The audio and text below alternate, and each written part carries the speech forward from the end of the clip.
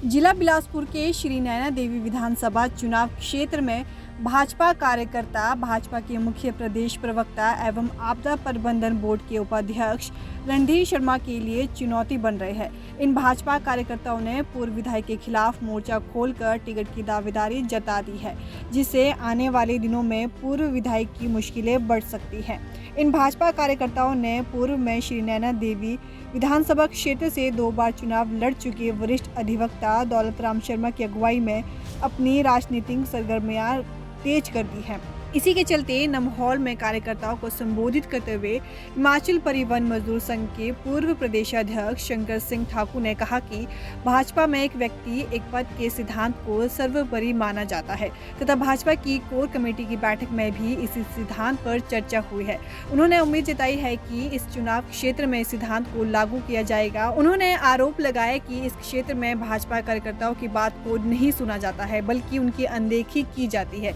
जिसे अब नहीं सहन किया जाएगा। इस बैठक को वरिष्ठ अधिवक्ता दौलतराम शर्मा ने भी संबोधित किया। इस बैठक में पूर्व जिला परिषद अध्यक्ष कुलदीप ठाकुर सहित अन्य कार्यकर्ता भी मौजूद रहे। हमने तो सोचा कि हमने बड़े पहले चुनाव लड़ा था,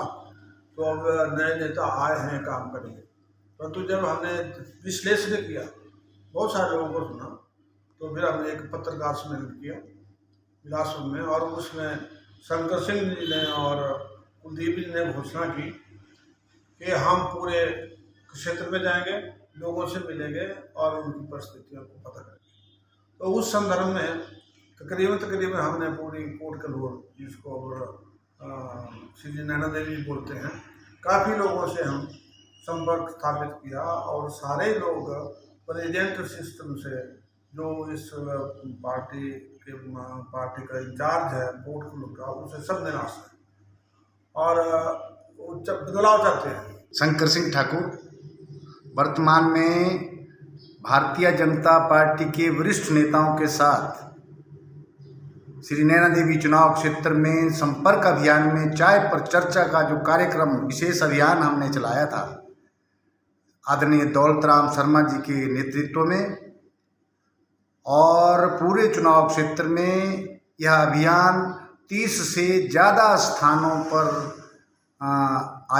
आयोजित हुआ है, और सभी प्रमुख भारतीय जनता पार्टी के वरिष्ठ कार्यकर्ताओं के साथ, वरिष्ठ नेताओं के साथ, पंचायत प्रतिनिधियों के साथ और पंचायती राज के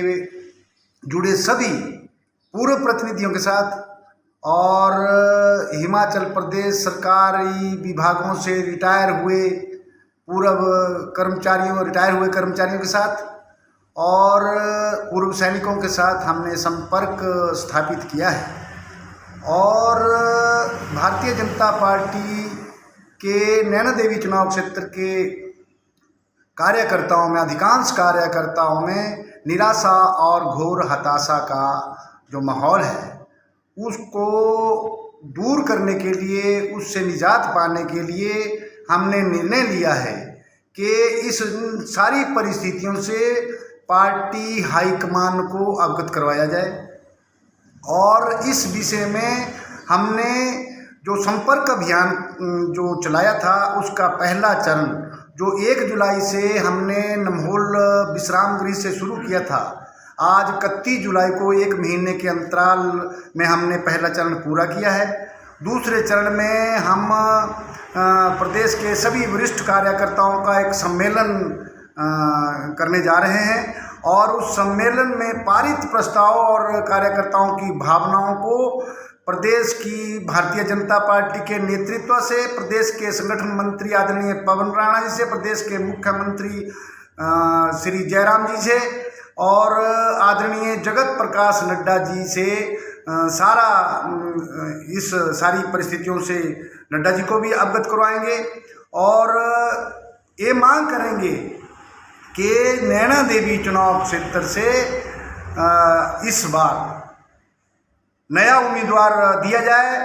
और हमारे वरिष्ठ नेता हैं आदरणीय दौलतराम शर्मा जी, जिन्होंने 1982 में जब भारतीय जनता पार्टी खड़ी हुई थी, उस टाइम भी चुनाव लड़ा था, लेकिन थोड़े से मतों से पिछड़ गए थे।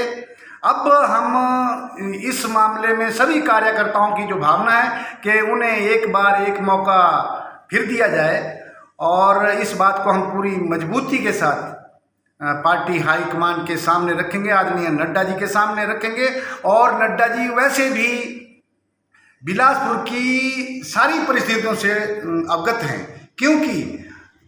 कार्यकर्ताओं में इस प्रकार से निराशा है कि जब हमारे चुनाव क्षेत्र में 4 अक्टूबर 2017 को एम्स का शिलान्यास माननीय प्रधानमंत्री आदरणीय नरेंद्र मोदी जी ने किया, तो उससे पूरे प्रदेश में भारतीय जनता पार्टी की सरकार बनने का एक माहौल खड़ा हुआ। और